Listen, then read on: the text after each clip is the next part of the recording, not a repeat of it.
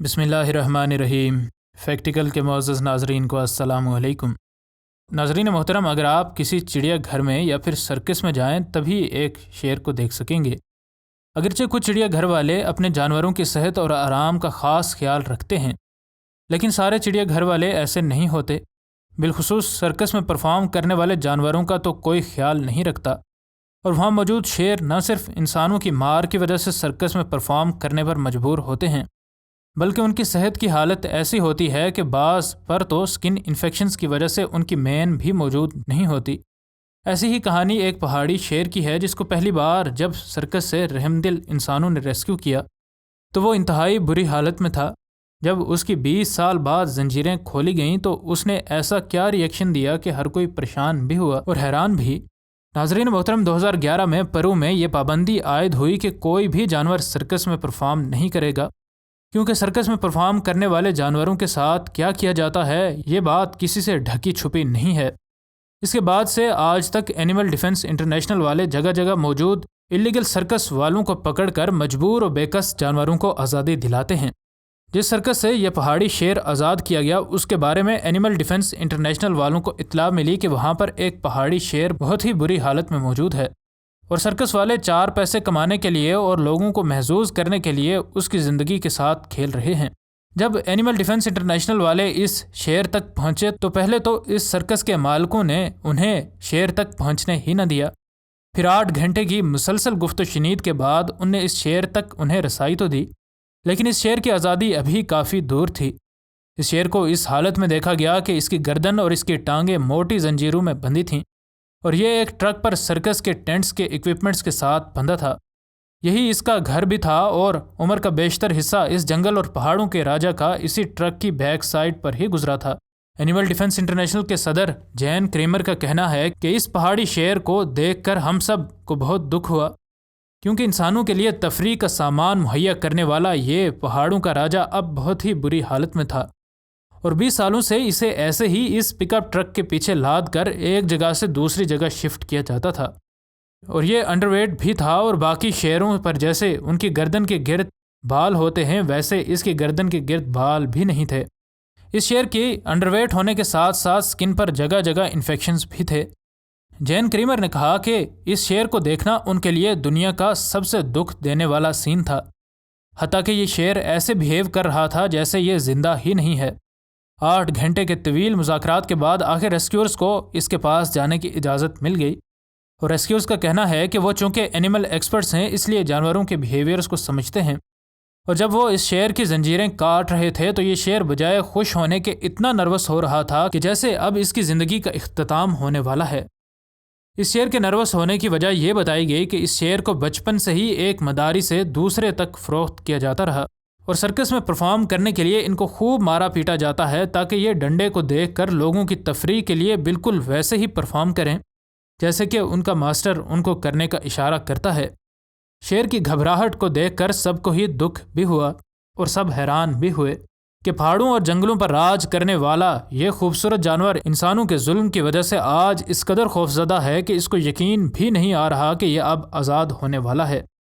لیکن خوش قسمتی سے اینیمل ڈیفنس انٹرنیشنل والوں نے اس شیر کو ریسکیو کر لیا، اور پھر وہاں سے اسے اینیمل ڈیفنس انٹرنیشنل کے پیرو کے شہر لیما میں موجود فریڈم ریسکیو سینٹر میں بھیج دیا گیا، جہاں پر نہ صرف اس کے جسم کو تندرست و توانا کرنے پر ڈاکٹرز کو کام کرنا پڑا، بلکہ اس کے دماغ کو بھی ایک بار پھر سے تندرست کرنے کے لیے محنت کرنی پڑی۔ ڈاکٹرز کی محنت کی وجہ سے اس کی سکن پر موجود انفیکشنز بھی بہتر ہوئے، اور اس کی اوورآل ہیلتھ بھی اب بہتر ہو رہی ہے۔ اس شیر کو پھر ایمیزون کے جنگلات میں ایک خاص احاطے میں چھوڑ دیا گیا، جہاں پر یہ اپنی زندگی کے باقی تمام ایام اب اپنے قدرتی گھر کے قریب گزارے گا۔ اس شیر کی صحت کے بارے میں ڈاکٹرز نے یہ تو کہا ہے کہ وہ امپروو ہوئی ہے، لیکن چونکہ یہ بچپن سے ہی جنگل میں نہیں رہا اس لیے یہ کھلے جنگل میں نہیں چھوڑا جا سکتا۔ ناظرین محترم، ایک بیل 1.5 سال تک زنجیروں میں جکڑا رہا، اور اس کی حالت بے حد بری تھی۔ یہ حالت دیکھ کر ہر جانوروں کو پسند کرنے والے شخص کو ہی اس پر رحم آ جائے، لیکن جب اسے ایسے ہی ایک جانوروں پر رحم کرنے والے شخص نے ریسکیو کیا تو اس نے ایسا کیا کیا جسے دیکھ کر سب حیران رہ گئے۔ جب بھی کبھی کسی بیل کا ذکر آتا ہے تو ہمارے ذہن میں اسپین کی بل فائٹنگ ضرور آتی ہے، جس میں ایک بیل بے حد غصے کی حالت میں انسانوں کو مارنے کے لیے اور سرخ رنگ کو تہس نہس کرنے کے لیے اس کے پیچھے دوڑتا ہے۔ اس وجہ سے ہم سب کے ذہن میں ان بیلوں کا یقیناً یہی امیج بنا ہے کہ یہ بیل بے حد غصے والے اور خطرناک ہوتے ہیں، لیکن حقیقت اس کے بالکل الٹ ہے۔ اصل میں یہ بیل پرسکون اور انسانوں کے کام آنے والے جانور ہیں۔ کھیتوں میں ہل چلانے سے لے کر انسان کے لیے بیل گاڑیوں کے ذریعے سفر تک یہ ہر جگہ ہی انسان کے کام آتے رہے ہیں، لیکن اب ان کو محض اسپین کے بل فائٹنگ ارینا میں ہی بے حد غصے سے انسانوں کا تعاقب کرتے ہوئے دیکھا جا سکتا ہے۔ اس کی وجہ یہ ہوتی ہے کہ کھیل سے پہلے اس کو یا تو زخمی کر کے یا کسی اور طرح غصہ دلایا جاتا ہے۔ اگر ان بیلوں کو اچھی طرح پالا جائے تو یہ ہمیشہ پرسکون ہی نظر آتے ہیں، لیکن آسٹریا کے ایک فارم میں موجود اس بیل کی قسمت اتنی اچھی نہیں تھی کہ اس کو اچھی طرح پالا جائے۔ لیکن ایک دن ایک شخص آیا جو کہ اس کی قسمت ہمیشہ کے لیے تبدیل کر گیا۔ کہا جاتا ہے کہ اگر بیلوں کو غصہ نہ دلایا جائے تو وہ حملہ نہیں کرتے۔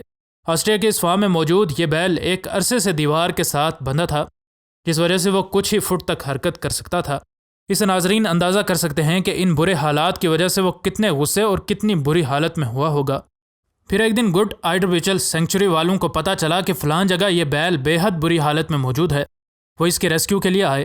حیران کن طور پر ابھی اس ریسکیور نے اس کو زنجیروں سے آزاد بھی نہیں کیا تھا کہ اس نے اس کے ساتھ ایسے بیہیو کرنا شروع کر دیا جیسے جانور اپنے اچھے مالک کے ساتھ بیہیو کرتے ہیں۔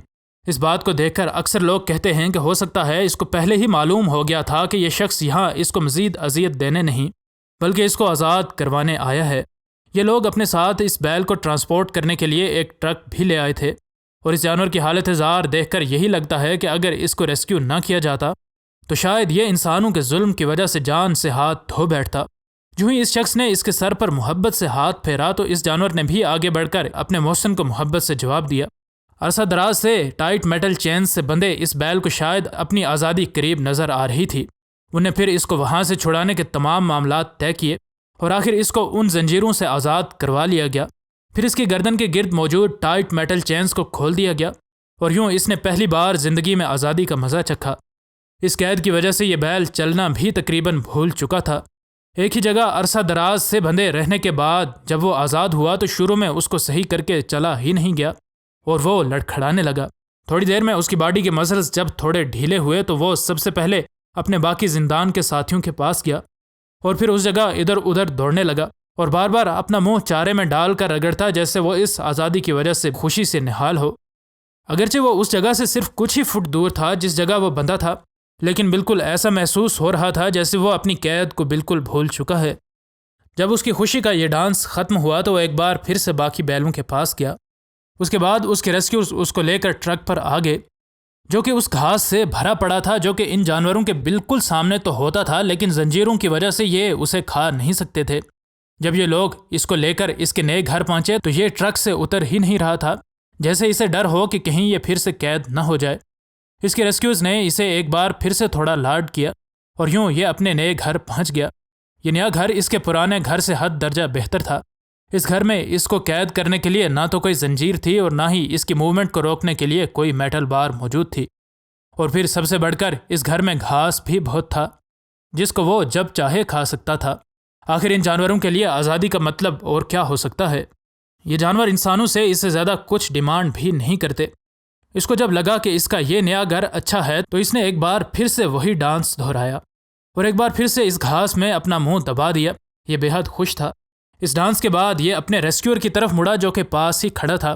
جب یہ شخص اس کے انکلوئر کے اندر آیا تو یہ اس کے پاس آیا اور اپنا سر اس کی ٹانگ پر رکھ دیا جیسے یہ اپنے ریسکیور کا دل سے شکریہ ادا کر رہا ہو۔ گڈ آئیڈربچل سینکچوری والے آج تک 500 ایسے بیل، گائے اور بچڑے انسانوں کے ظلم سے ریسکیو کر چکے ہیں۔ مزید نئی ویڈیوز کے لیے ہمارے چینل کو سبسکرائب کر لیں۔ ملتے ہیں اگلی ویڈیو میں۔ فی امان اللہ۔